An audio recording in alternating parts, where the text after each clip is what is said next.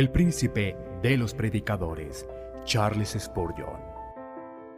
Narrado por Samuel Andrés Chaparro Sandoval.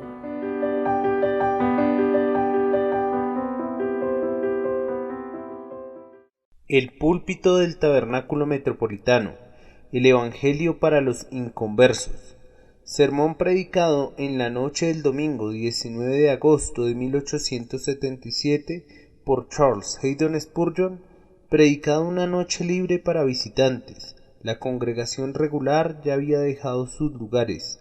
Ten confianza, levántate, Él te llama. Marcos capítulo 10, versículo 49. Queremos que estos servicios abiertos a todo público sean puramente evangelísticos. Como ustedes comprenderán, sin duda tenemos entre nosotros a un gran número de creyentes, muchos de ellos bien establecidos en la fe, a quienes les gustaría oír una exposición de doctrina, la interpretación de un tipo o un símbolo apostólico desentrañado, pero realmente no puedo dirigirme a ellos esta noche. Me siento un poco como Lutero cuando predicaba ante una congregación mixta. Decía, hasta donde me acuerdo, palabras como: veo en la iglesia al doctor Justus Jonas y a Melanchthon y a otros eruditos doctores. Ahora bien, si predico para la edificación de ellos, ¿qué va a suceder con el resto? Por consiguiente, con permiso de ellos, voy a olvidar que está entre nosotros el doctor Jonas y voy a predicar a la multitud. Así debo hacerlo en esta buena hora, pidiéndoles a aquellos de ustedes que han adelantado en la vida divina que unan sus oraciones a la mía para que suban de manera continua, para que la palabra del Evangelio pueda ser bendecida para los inconversos. Queridos amigos, hay muchos de ustedes que han estado oyendo durante muchos años la proclamación del Evangelio en la línea divisoria casi junto a la tierra de Emanuel, pero no del todo, que deseo profundamente que esta noche sea el tiempo de su decisión por el Salvador, que ya no sigan siendo solo oidores, sino que ya sean creyentes sin demora y después hacedores de la palabra. Hay caballeros en Inglaterra que se pueden dar el lujo de conducir un gran carruaje de 4 caballos de pueblo en pueblo sin llevar a nadie, realizando sus viajes simplemente como pasatiempo, pero yo no soy capaz ni tengo el deseo de hacer algo parecido, a menos que tenga mi carruaje cargado con pasajeros que vean al cielo. Preferiría que nunca se pusiera en marcha y que mi equipo estuviera detenido en el establo. Debemos llevar almas al cielo, pues nuestro llamado es de arriba y nuestro tiempo es demasiado precioso para ser despreciado en la simple pretensión de hacer el bien. No podemos jugar a predicar, predicamos para la eternidad. No podemos sentirnos satisfechos tan solo predicando sermones a multitudes de personas indiferentes o a las más atentas muchedumbres. Aunque nos den la bienvenida con sonrisas al iniciar y nos saluden con beneplácito al terminar, no estamos contentos a menos que Jesús traiga salvación por nuestro medio. Nuestro deseo es que se engrandezca la gracia y que los pecadores sean salvados. Solían burlarse del tabernáculo de Moorfields y del que está en Tottenham Court Road, llamándolos las trampas del alma del señor Whitefield, un hombre muy excelente para un lugar de adoración. Que así sea este tabernáculo. Debe ser una trampa de almas y nos sentiríamos decepcionados en verdad si algunas almas no cayeran en la trampa esta noche. Mi corazón estaría verdaderamente triste si Dios no bendice la palabra y la hace tan potente que algunos de ustedes se acerquen a la proclamación del Evangelio y entren a la vida eterna. Antes de intentar ocuparme de mi texto, déjenme describirles el plan de la salvación. Ustedes lo conocen, la mayor parte de ustedes, o que pudiéramos llegar a las miles de personas en Londres que no lo conocen, a las multitudes que nunca entran a una casa de oración o no prestan atención al mensaje del Evangelio. Nuestro corazón está ansioso por llegar a ellos. ¿Pero qué más podemos hacer por ellos? Perecen en una ignorancia voluntaria. Damos gracias a Dios porque muchos de ellos están aquí esta noche. Voy a aprovechar esta oportunidad para predicar el plan de la gracia. Aunque muchos de ustedes lo conocen, permítanme repetirlo otra vez. Por el pecado, por la injusticia, por la violación de la ley de Dios, hemos roto nuestra paz con Dios. Estamos perdidos, porque Él debe castigar el pecado. No es posible que Él sea el justo gobernador del universo y que permita que el pecado permanezca sin ser castigado. Castigar el pecado no es un propósito arbitrario de un Dios airado. Es inevitable en el universo que allí donde hay maldad debe haber sufrimiento. Cada transgresión debe recibir su debido castigo, si no en esta vida, en la vida venidera. La pregunta es, ¿cómo podemos ser perdonados? ¿Cómo consistentemente con la justicia divina pueden ser borradas nuestras iniquidades? Este no es un problema sumamente complicado que se nos ha dado para que lo resolvamos. El camino de Dios para alcanzar la paz es presentado con claridad por la revelación. Dios, por medio de su palabra infalible, nos ha dicho cuáles son los medios y los instrumentos por los que los pecadores culpables pueden ser hechos justos ante Él, y que, en lugar de ser arrojados de su presencia al final, puedan ser aceptados y puedan habitar a su diestra. Él nos dice que, como el primer pecado que nos arruinó no fue nuestro sino de Adán, y por la transgresión de un hombre todos caímos, así pudo ser posible que Él, en consistencia con la justicia, ordenara que otro hombre viniera en el futuro por quien nos pudiéramos levantar y ser restituidos. Ese otro hombre ha venido, el segundo Adán, el Señor del cielo. Pero la tarea de levantar fue mucho más dura que la de derribar. Un simple hombre pudo arruinarnos, pero un simple hombre no podía redimirnos ni rescatarnos. Por consiguiente, Dios mismo, el siempre bendito, se vistió a sí mismo con la naturaleza del hombre, nació de una mujer, durmió en el pesebre de Belén, vivió aquí en la tierra una vida de humillación y de abnegación, y por último tomó sobre sí mismo los pecados de los hombres en una carga monumental, así como la fábula de Atlas, que dice que llevaba al mundo sobre sus hombros, así Él tomó sobre sí el pecado y la culpa y los cargó en su propio cuerpo en el madero.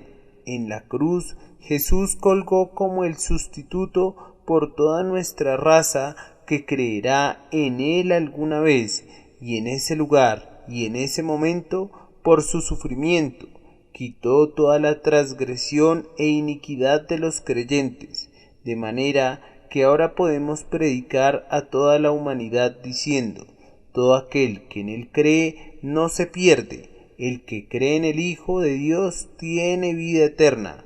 Cuando van a una ciudad en el extranjero por primera vez y se quedan en un hotel, puede ser que se pierdan cuando salen y no puedan regresar con la facilidad que quisieran. Por consiguiente, es generalmente recomendable que los viajeros aprendan las principales calles de cada ciudad que visitan. En Roma llegamos a conocer el sentido en que corre la calle de Corso, y cuando tuvimos una idea de la ubicación de esta calle tan principal, poco a poco fuimos capaces de hallar nuestro camino a través de la ciudad. Ahora bien, la calle principal del Evangelio es la sustitución. Al que no conoció pecado, por nosotros Dios le hizo pecado, para que nosotros fuéramos hechos justicia de Dios en él. La calle principal del Evangelio corre en forma de cruz. Síganla y, en poco tiempo, sabrán las entradas y salidas de las otras grandes calles. Esta es la calle principal de la ciudad de la gracia. Cristo nos redimió de la maldición de la ley al hacerse maldición por nosotros. Cristo tomó nuestro lugar y sufrió para que nosotros no sufriéramos. Él murió, el justo por los injustos, para llevarnos a Dios. Quien cree en Cristo es salvado del poder de condenación del pecado y librado de la ira venidera. Consideren este hecho en toda su anchura y su longitud, y nunca duden de él, y tendrán la llave del Evangelio. Digo pues que quien confía su alma al Señor Jesucristo, descansando en ese sacrificio que Él ofreció y en esa muerte que Él soportó, es salvo. Que no lo dude.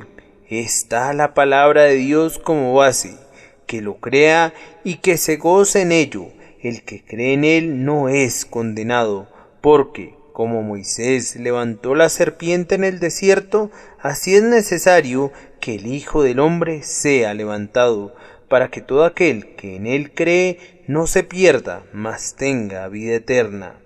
Una confianza en el Señor Jesús simple como la de un niño da al alma que está llena de confianza salvación inmediata y completa. Bien, esa es la calle principal de la ciudad. La pregunta es cómo entrar en ella.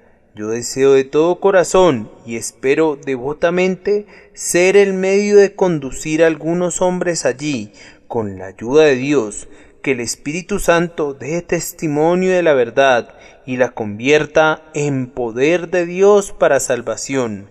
Nuestro texto dice: ten confianza, levántate, Él te llama. Nuestro primer punto es que algunos que buscan a Cristo necesitan gran consuelo. En segundo lugar, su mejor consuelo está en el hecho que Jesús los llama. Pero en tercer lugar, si aceptan el consuelo de esa llamada, los anima a una acción inmediata. Levántate, ten confianza, Él te llama. Primero, pues, muchas personas que realmente buscan al Salvador necesitan gran consuelo. Sé que hay aquí esta noche muchas de esas personas. Ustedes anhelan la vida eterna.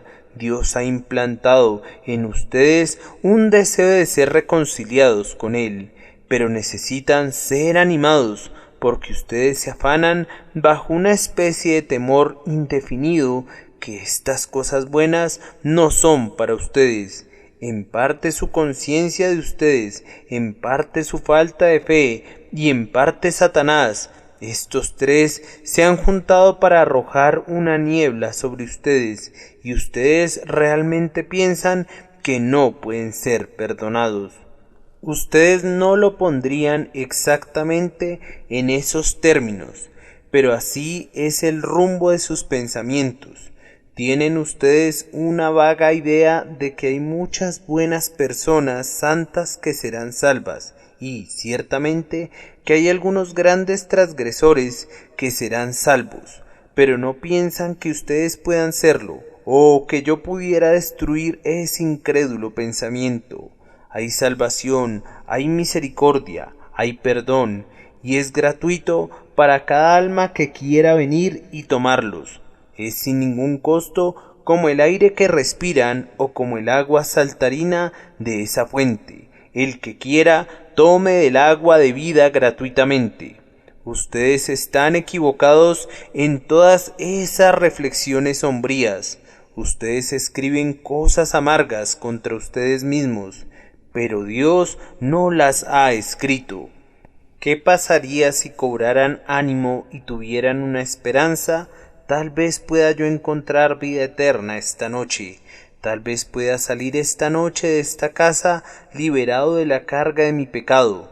Sería un buen comienzo si tuvieras una esperanza así, pero podrías ir mucho más lejos con gran confianza. Puede ser que estás abatido porque piensas que has estado buscando en vano. Tú, joven, comenzaste a orar hace unos cuantos meses y me da gusto oírlo, pero todavía no has obtenido la paz. No dejes de orar. Sé que estás desanimado, pero no dejes de buscar. Yo mismo fui durante muchos meses un serio buscador de Dios por medio de la oración. Pensaba que por la oración importuna debía encontrar perdón. No entendía que Él había dicho: cree en el Señor Jesús y serás salvo. Así que me puse a trabajar orando. Sin embargo, estoy agradecido que no cesé de orar, aunque a menudo parecía que desperdiciaba mis palabras y gastaba mis lágrimas en vano. No te desalientes. Este ciego no fue escuchado al principio, aunque gritaba con fuerza. Tuvo que gritar por su vista repetidas veces, aumentando su vehemencia cada vez. No te dejes llevar por la desesperación. Puede haber retrasos, pero nunca habrá una negativa para aquellos que claman verdaderamente. Ten consuelo, continúa, querido corazón, continúa, y vas a encontrar la paz y el consuelo. Tal vez también están tristes porque hay muchos alrededor de ustedes que los desaniman. Les dicen que no hay nada en la religión.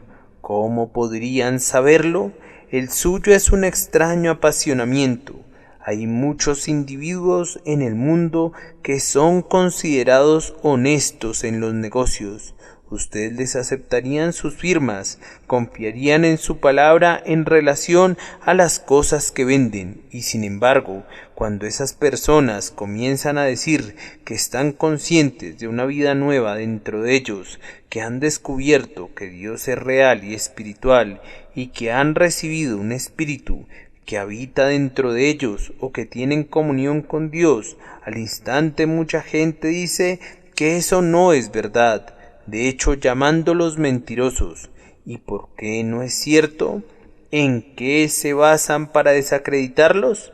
Simplemente porque esa gente que mencionamos dice que ellos nunca han sentido algo así. Pero si hubiera un mundo lleno de gente ciega, y entre ellos unas cuantas personas bendecidas con la vista, cuyos ojos hubieran sido abiertos, si éstos comenzaran a hablar de la luz del sol y del calor, todos los ciegos podrían decir: eso no es verdad. ¿Por qué? Porque nosotros nunca hemos visto la luz del sol o el calor. ¿Acaso eso prueba que no es verdad? Aunque ustedes no posean la facultad de la visión, otros sí la tienen. Si esos hombres son honestos en otras cosas, tienen tanto derecho de ser creídos en este asunto como en los demás. Afirmamos solemnemente que hay algo real en la religión. No es solamente un credo, es una vida. Los regenerados pertenecen a una nueva creación. Si algún hombre está en Cristo, él es una nueva criatura con nuevas facultades y nuevos poderes, de manera que es introducido en un mundo completamente nuevo. Entonces no les crean a aquellos que les dicen que no hay nada en ello, porque ellos no saben y por consiguiente no son testigos aceptables. No pueden atestiguar nada sino solamente el hecho de que no participan del secreto. El hombre llevado a juicio por un asesinato y contra quien se presentaron 6 testigos dijo que no debía ser condenado porque él podría traer 60 testigos que vieron que no lo hizo. Por supuesto que podía, y de esa manera podríamos traer 60,000 personas que dijeran que no hay vida espiritual porque ellos nunca la han sentido. ¿Qué prueba eso? Solamente prueba que ellos no saben nada de eso, pero sí traen a unos cuantos, aunque solo sean unos cuantos, hombres rectos, honestos, de mente sencilla, a quienes ustedes les creían en otras cosas. Ustedes están obligados a aceptar su testimonio acerca de esto. Hay algo real en la fe en Jesús. Hay una paz que sobrepasa todo conocimiento y que es obtenida por medio del perdón del pecado. Hay un nuevo nacimiento y nosotros lo hemos sentido. Hay una nueva vida y nosotros la disfrutamos. Hay una alegría que salta por encima de los estrechos límites terrenales. Hay un descanso del corazón similar al descanso que gozan los benditos que están en el cielo y puede ser gozado aquí y ahora. Miles de nosotros somos testigos de que así es. Entonces no se desalienten, pues no les estamos contando viejas fábulas, sino la propia verdad que nosotros mismos hemos gustado y probado. Ustedes que están buscando la vida eterna no necesitan ser desconcertados por los escépticos. Nosotros somos hombres sinceros y les estamos diciendo lo que hemos probado por nosotros mismos. Ustedes encontrarán que es tal como Dios lo declara. Tal vez una razón por la que ustedes no han obtenido consuelo es porque todavía no conocen todo el Evangelio. Las buenas noticias contadas a medias a menudo pueden parecer malas noticias. He leído que, en los días de las señales por semáforo, llegó a Inglaterra un mensaje concerniente al duque de Wellington, y se leyó la mitad de ese mensaje según aparecía en el semáforo, que asombró a toda Inglaterra con la triste noticia. Decía así: Wellington derrotado. Todos se afligieron cuando lo leyeron, pero sucedió que no habían visto todo el mensaje. Había intervenido la niebla, y cuando poco a poco se aclaró el aire y el telégrafo volvió a emitir su señal por segunda vez, se recibió así: Wellington ha derrotado a los franceses, que es algo completamente diferente, totalmente lo contrario de lo que la mitad del primer mensaje había llevado a temer.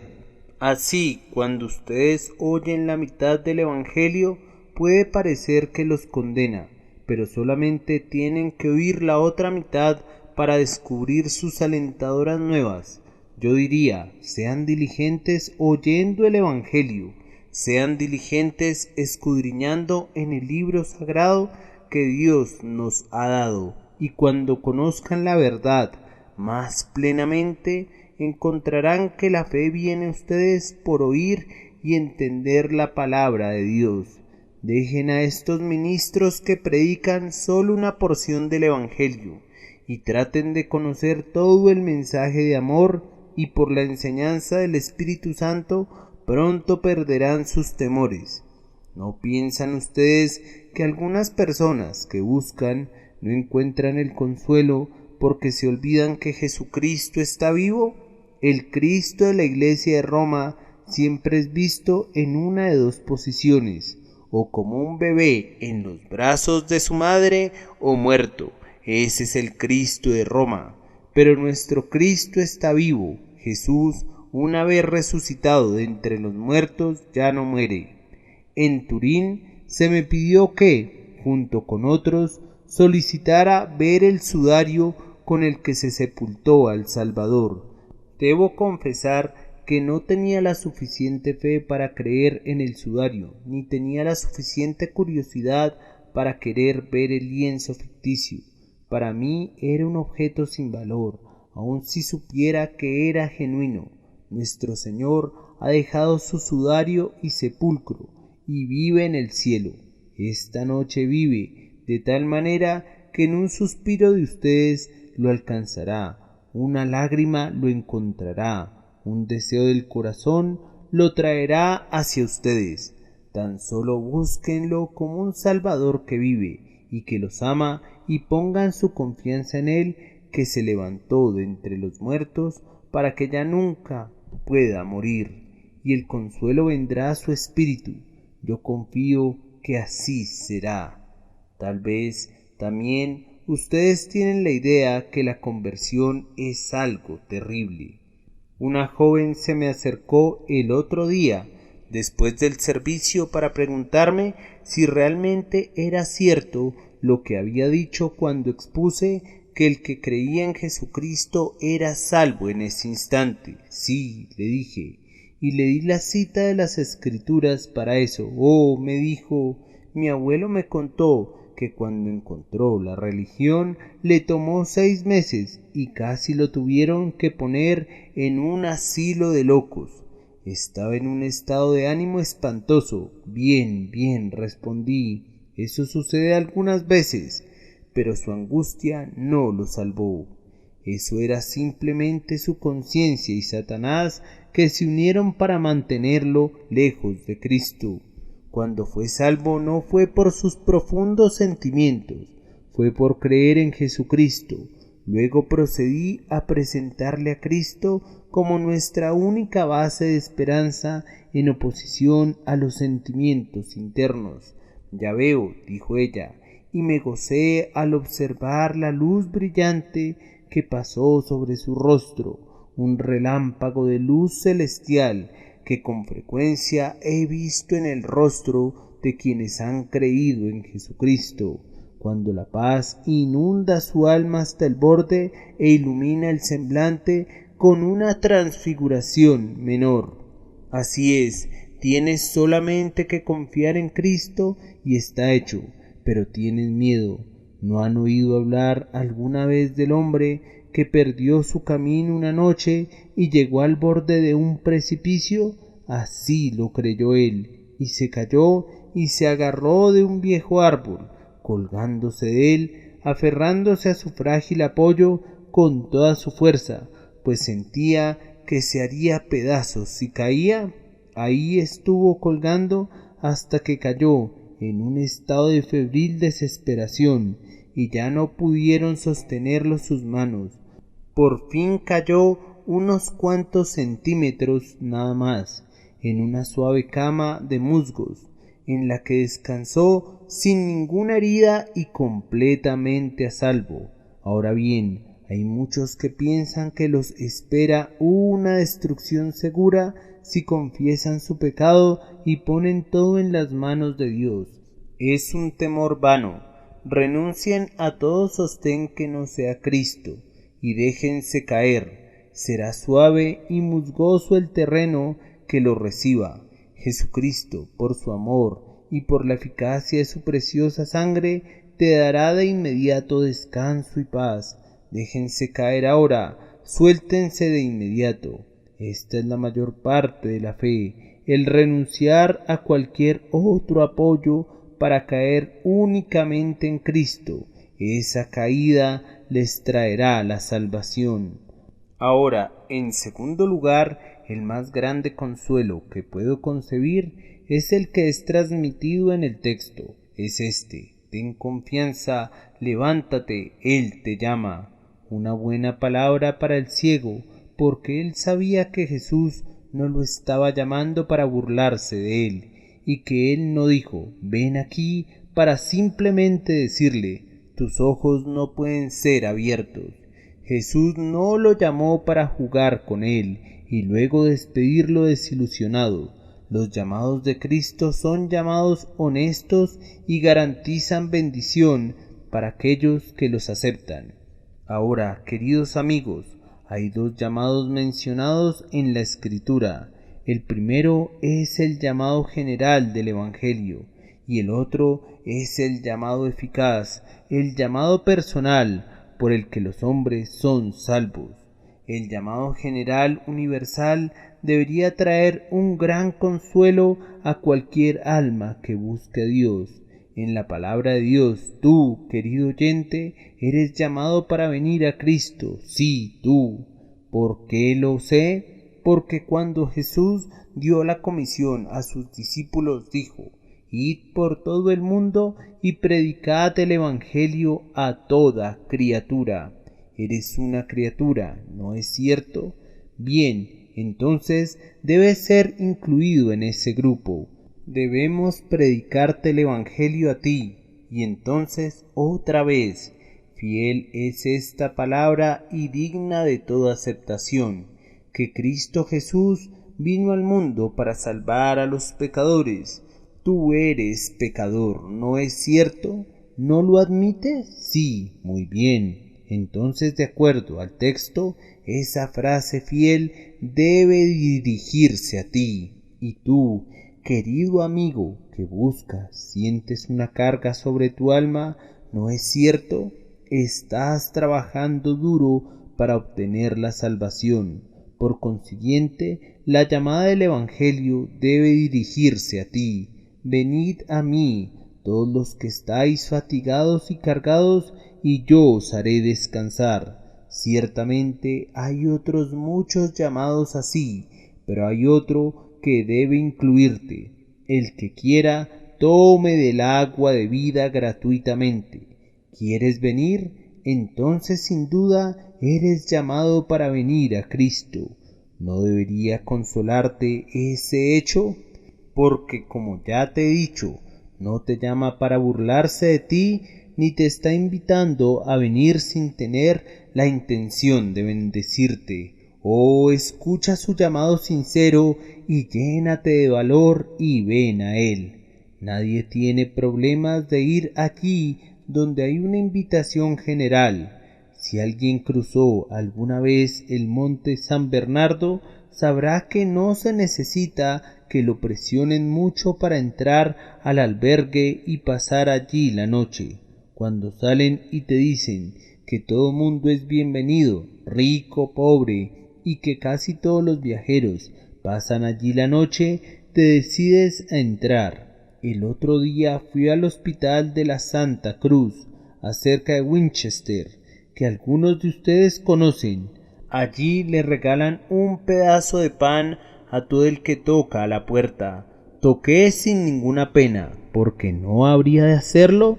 Si a todos les dan una pieza de pan, ¿por qué no habría yo de recibir la mía? Y así, naturalmente, se abrió la ventanilla y recibí mi trocito de pan junto con los amigos que me acompañaban.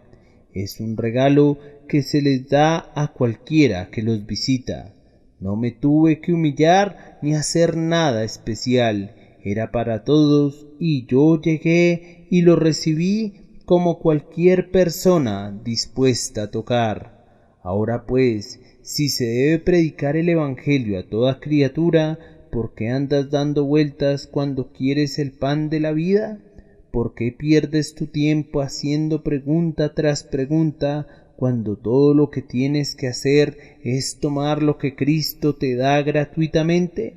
Yo garantizo que ustedes no se plantean toda esa problemática en asuntos de dinero. Si reciben una herencia de un bien raíz, no emplean a un abogado para que busque fallas en el título de propiedad o invente objeciones al testamento. ¿Por qué, pues, los hombres plantean dificultades en contra de su propia salvación en lugar de aceptar alegremente lo que la infinita misericordia de Dios proporciona tan libremente para todos los que con corazones quebrantados y mentes deseosas están listos para tomar lo que Dios, el siempre bondadoso, tiene a bien dar? La invitación es muy grande y se debe hacer notar algo en relación a ella. Nunca nadie ha sido rechazado todavía. Hay una institución muy conocida en Londres que ostenta en la fachada de su edificio: ningún muchacho pobre ha sido rechazado. Podemos muy bien poner esto sobre la gran casa de misericordia de Cristo. Ninguna alma necesitada ha sido rechazada alguna vez. Me puedo imaginar a dos muchachos parados enfrente de la institución del doctor Bernardo, y que uno le dice al otro: ¿podemos nosotros entrar aquí? Sí, dice el otro. Pienso que sí podemos. ¿Acaso no somos pobres? Mira, mi ropa ya no sirve, y no tengo un centavo en el mundo, y soy huérfano. Dormí bajo un arco anoche. Soy un muchacho muy pobre sin lugar a dudas. Solo puedo suponer que el otro podría decir con jactancia: no soy indigente, yo no. Puedo ganar mi sustento en cualquier día y tengo dinero en mi bolsillo. Ahora bien, ese joven no tiene motivos para ser admitido, porque no es indigente. Pero el otro muchacho, que tiene hambre y su ropa está hecha harapos y está sin hogar, será bienvenido con toda certeza. Cuando lee estas líneas, Ningún muchacho pobre ha sido rechazado. Dice, entonces hay esperanza para mí. Ahora entonces, alma necesitada, Jesucristo nunca ha rechazado a alguien como tú. Si tú tienes una bodega de méritos propios, si tú crees que puedes ser salvo por tus buenas obras, no perteneces a la categoría de necesitado. Los sanos no tienen necesidad de médico, sino los que están enfermos. Pero si se te despoja de toda tu vanagloria, si eres llevado a la quiebra en cuanto a tus méritos personales, si has caído en la pobreza absoluta en cuanto a alguna esperanza en ti mismo, entonces, como jamás has sido rechazada ninguna alma necesitada ni lo será, ven a Jesús de inmediato, ven de inmediato, digo, ten confianza, levántate, Él te llama. Pero, queridos amigos, dije que había otro llamado eficaz. Ese llamado, el Espíritu Santo, lo dirige a individuos y cuando viene no es resistido o es resistido por algún tiempo. Al fin se rinden, de manera que el hombre es obligado a venir. Oh Espíritu Santo, haz ese llamado esta noche. Había 2 hermanos pescando y Jesús les dijo, síganme. Abandonaron sus redes y lo siguieron. Mateo estaba sentado al banco de los tributos públicos, cobrando los impuestos con su pluma tras la oreja y sus libros de contabilidad frente a él. Jesús le dijo, sígueme. Mateo se levantó y lo siguió inmediatamente. Ese hombrecito, el cobrador de impuestos, se había trepado a un árbol, porque siendo de pequeña estatura no podía ver por encima de las cabezas de la multitud. Cuando veía hacia abajo entre las ramas frondosas, el Señor se detuvo al pie del árbol y le dijo, Zaqueo, date prisa, desciende, porque hoy es necesario que me quede en tu casa. Y Zaqueo bajó. ¿Qué otra cosa podía hacer? El Espíritu de Dios había hecho el llamado eficaz, y Cristo estaba en la casa de ese hombre poco tiempo después, y el hombre dio abundante evidencia de un cambio en su corazón. Oh, quiera el Espíritu Eterno hablar de esa manera a algunos aquí presentes para que se rindan de inmediato y sigan a Jesucristo. Ese llamado, donde quiera que venga, derrama una dulce suavidad sobre el alma. El hombre no la puede comprender, pero se siente muy diferente de como se sentía antes. La dureza de hierro de su cuello se ha ido, la piedra fría dentro de su pecho se ha derretido en carne. Ahora escucha el Evangelio que alguna vez despreció. Al escuchar, piensa, y es una gran cosa conseguir que un hombre piense acerca de sí mismo, de su Dios, la eternidad, el cielo, el infierno, el Redentor. Conforme piensa, ve su vida bajo una luz diferente, percibe que ha habido pecado en ella, mucho más pecado del que pensó que podría haber allí, y conforme ve su pecado, se lamenta por su causa. Casi quisiera no haber nacido nunca para no haber transgredido como lo ha hecho. Su corazón se suaviza bajo la influencia de la ley de Dios. Hace a un lado su orgullosa arrogancia y confiesa que está lleno de transgresión y pecado. Junto con estas reflexiones y con el arrepentimiento viene una pequeña esperanza. Percibe que hay una salvación que vale la pena tener y se pregunta ¿por qué no podría tenerla? Luego viene la fe, percibe que Jesús es el Hijo de Dios y se dice a sí mismo, si es divino, me puede salvar aún a mí. Confía y al confiar, la oscuridad que lo envolvía comienza a desaparecer. Obtiene una pequeña luz y luego un poco más de luz y por último exclama, ciertamente creo que Jesús murió por mí. pongo mi alma en sus manos traspasadas, soy perdonado, soy salvo. Ese hombre ha sido llamado por el bendito Espíritu. Es muy extraño también cómo llama Dios a algunos hombres. He sabido que ocurre muchas veces en este tabernáculo. He estado predicando y he hecho una observación que se ha ajustado al caso de alguien también, como si yo hubiera sido el compañero de ese hombre y yo lo conociera muy bien.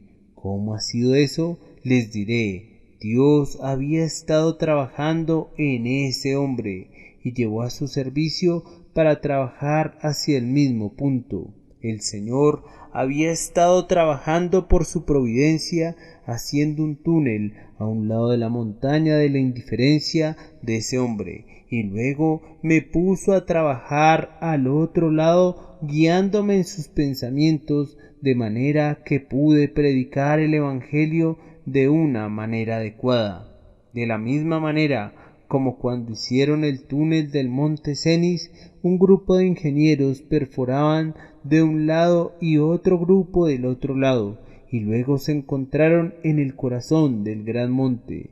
Una madre piadosa ha estado perforando la montaña por medio de sus súplicas, o un dedicado maestro cristiano, o una esposa, o una hermana han estado haciendo ese mismo trabajo.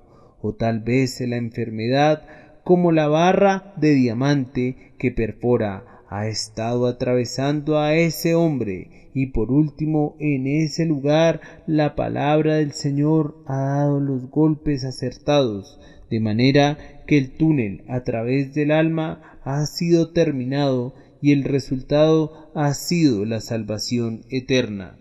Tal vez algunas palabras dichas esta noche no han sido palabras al azar para algunos de ustedes aquí presentes, sino las propias palabras de Dios enviadas directamente al alma de ustedes.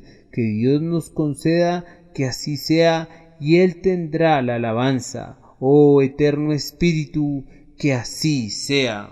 Ahora, para no cansarlos, voy a terminar con el tercer punto, el cual es que el consuelo que viene como resultado de nuestro llamado debe conducir a una acción inmediata. Ten confianza, levántate, Él te llama. Esa exhortación a levantarse significa una decisión instantánea.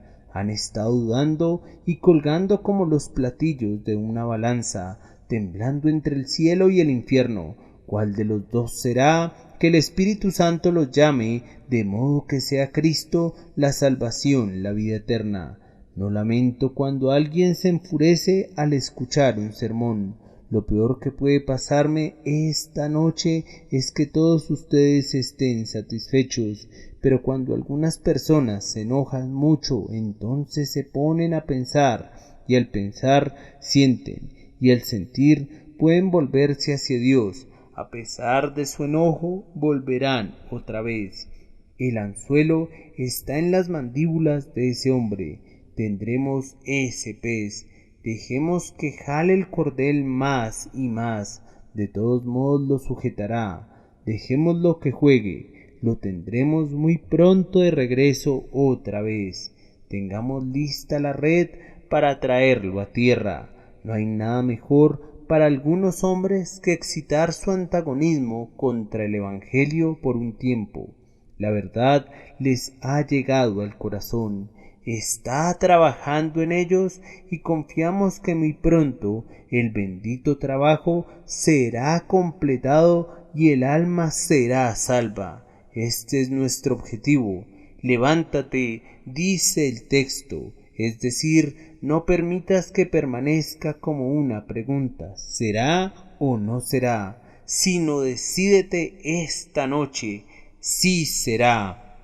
Por la gracia de Dios seré un cristiano.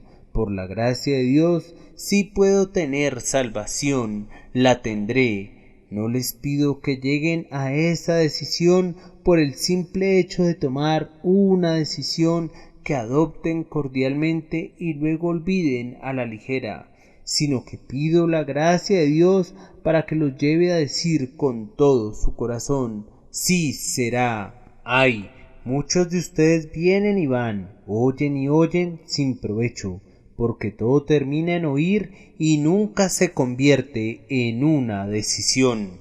Demasiados de nuestros oyentes regulares aún permanecen inconversos, aunque algunos oyentes ocasionales han sido salvos. Cuando oprimen una goma pueden deformarla, pero si la sueltan regresa a su forma anterior. Hay multitudes de oyentes de este tipo, muy impresionables, pero rápidamente regresan a sus viejos gustos y hábitos. Pero encontramos otras personas que parecen ser tan duros como un pedernal. He observado a algunos que han estado sentados en el pasillo mordiéndose los labios, que nunca han tenido la intención de creer en el Evangelio y que sin embargo con un golpe del martillo del Señor sus corazones se han sacudido inmediatamente. La armadura de su resistencia y la malla del desafío se han roto por completo y han resultado ser después los más sinceros y fervorosos de los cristianos conversos. Es una desafortunada condición de ser impresionable esa que termina en indecisión. Aquellos que muestran ese carácter elástico pretenden ser rectos, pero se las arreglan para permanecer en la maldad. Intentan ir al cielo, pero ay, poca esperanza hay que alcancen la ciudad de los benditos. Las probabilidades están contra eso. Han pasado tantos años dando largas y posponiendo que su indecisión se ha vuelto crónica y los ata a sus pecados. Después de las muchas estaciones en las que las bellas hojas han defraudado la esperanza de dulces frutos, nuestro desaliento es, así lo tememos, el heraldo de su desesperación. Parece haber tan poca probabilidad que alguna vez se decidan por Dios y por su Cristo que escasamente esperamos con mucho temblor. Quiera Dios que no sea así. Oh, queridos amigos, les ruego que escuchen al texto, tengan confianza, Él los llama, levántense, algo más que una decisión, levántense a una resolución. Todos ustedes han oído de la pobre mujer que no había logrado que le hiciera justicia el juez. Se lo pidió muchas veces, pero él no quería escucharla. Por último, ella se decidió a presionarlo para que él le prestara atención. Así que se presentó en la corte el primer día. Tan pronto como llegó, el juez se levantó y dijo: «Señor, ¿no te he dicho que no me molestes?» «Pero, señor», exclamó otra vez, «te digo que te sientes». Ella se sienta, pero antes que se levante la sesión dice: «¿No puedo tener una audiencia?» «No te puedo atender ahora, buena mujer». Pero cuando el juez sale de la corte para irse a su casa, allí está ella de pie junto a la ventana del carruaje diciéndole: «¿Cuándo va a oír mi caso? Mis pobres niños se están muriendo de hambre». Va a casa del juez y toca en horas inoportunas. «¿Quién es?», pregunta el juez, y le dicen: «Es esa pobre mujer que quiere que se le atienda su caso». Les ordena que la quiten de su puerta. Se va ella a su casa, triste pero firme, y a la mañana siguiente está en la corte otra vez. El injusto juez les había ordenado a sus sugieres que no la dejaran entrar, pero ella de alguna manera logró entrar, y lo primero que se escucha es esa voz aguda: «Señor, ¿me va a escuchar?», hasta que por fin él se cansa y dice: «Aunque no temo a Dios, ni me importa el hombre, sin embargo, como me molesta esta mujer, le haré justicia», y le hace justicia a ella. Aunque el Dios justo no tiene parecido con un juez injusto, lo importuno de la viuda que prevaleció sobre las garras de ese ambiente tan poco promisorio te puede dar a orar incesantemente, importuna al gran Dios como Cristo aconseja y recomienda con esa historia tan descriptiva.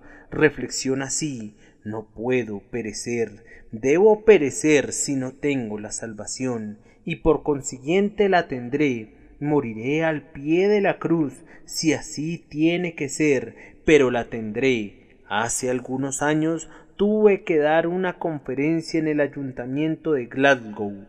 Llegué a la hora señalada para cumplir con mi compromiso, y el alcalde de Glasgow me acompañaba, pero resultó que el policía de la entrada nos dijo que no podía permitirnos la entrada porque no teníamos boletos, y él había recibido órdenes de no admitir a nadie sin boletos. Estábamos metidos en un problema. Entonces el señor alcalde le dijo: pero es que nos tiene que dejar entrar. Le respondió el policía que no podía, que no importaba quiénes fuéramos. Le respondí: él es el señor alcalde. Pero el policía nos dijo que él no sabía eso, ni le importaba quién era. Él no podía dejarnos pasar contra las instrucciones que le habían dado. Él había recibido esas órdenes del inspector de no dejar entrar a nadie, y que estaba seguro que ningún señor alcalde querría que él desobedeciera esas órdenes. Entonces el señor alcalde le dijo: pero él es el señor Spurgeon, tiene que dar su conferencia. Lo siento, tengo órdenes y no entrará sin boleto. ¿Qué creen que hicimos? ¿Acaso aceptamos no por respuesta? De ninguna manera. Estábamos determinados a entrar. Así que hablamos y negociamos y razonamos, pero nada. Como buen policía cumplía con su deber y no aceptaba mandatos de nosotros que fueran contrarios a las órdenes dadas. Ahí nos detuvimos. Por último, fue lo suficientemente condescendiente para dejarnos enviar nuestras tarjetas a su inspector, y de inmediato fuimos admitidos. Ahora bien, si hubiéramos aceptado el no por respuesta y nos hubiéramos ido, al día de hoy tendría la fama de reunir a la gente y luego fallarle. No, sabía que tenía la autorización de entrar y estaba decidido a entrar, y entré. Ustedes deben hacer lo mismo, aunque el pecado te proscriba y la ley te denuncie, y el oficial de la justicia pudiera rechazarte y decir: no puedes entrar, ningún pecador pasa por este camino. Insiste en que eres una criatura y un pecador, y que el Evangelio se envía a todas las criaturas y especialmente invita a los pecadores, y que por consiguiente estás determinado a ir a la fiesta de la gracia, sin importar quién se oponga. Permanece firme en tu decisión de entrar, y tan cierto como que Dios es verdadero, si hay esta resolución y perseverancia en ti, entrarás al banquete del amor, heredarás la vida eterna y te gozarás para siempre. Pero, queridos amigos, si llegan a esa decisión y a esa determinación, hay una cosa más, y es esta: arrojen lejos todo lo que les estorba para hallar la salvación. El pobre ciego arrojó su manto. Ahora pues, si quieren ser salvos, deben decidir en su alma, por la bendición del Espíritu Santo, renunciar de inmediato a cada pecado y a cada hábito que les impide hallar a Cristo.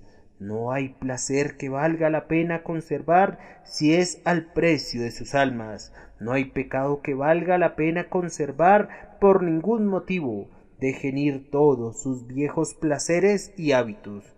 Dejen que todos se vayan y entréguense a Jesucristo.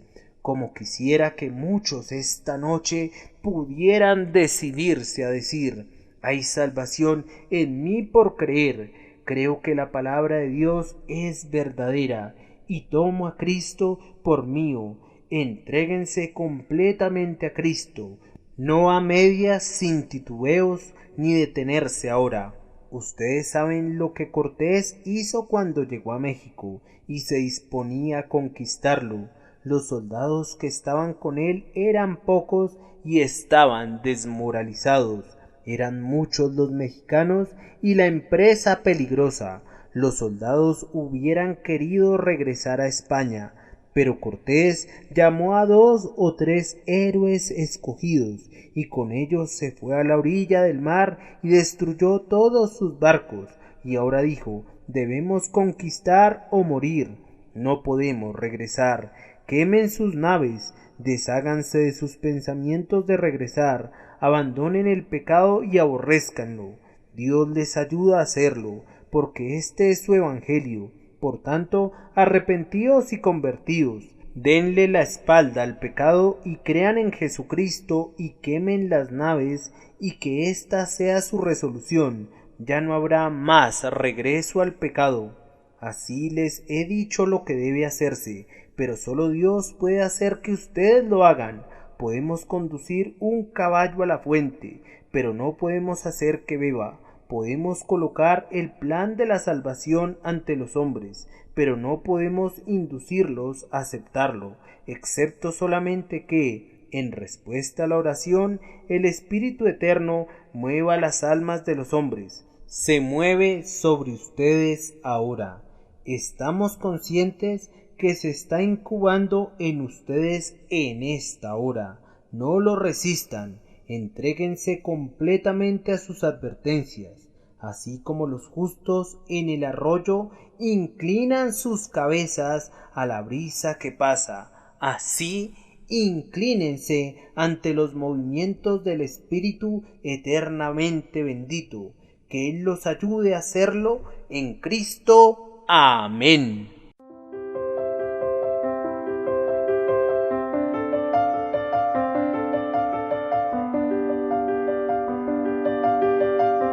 El príncipe de los predicadores, Charles Spurgeon. Narrado por Samuel Andrés Chaparro Sandoval.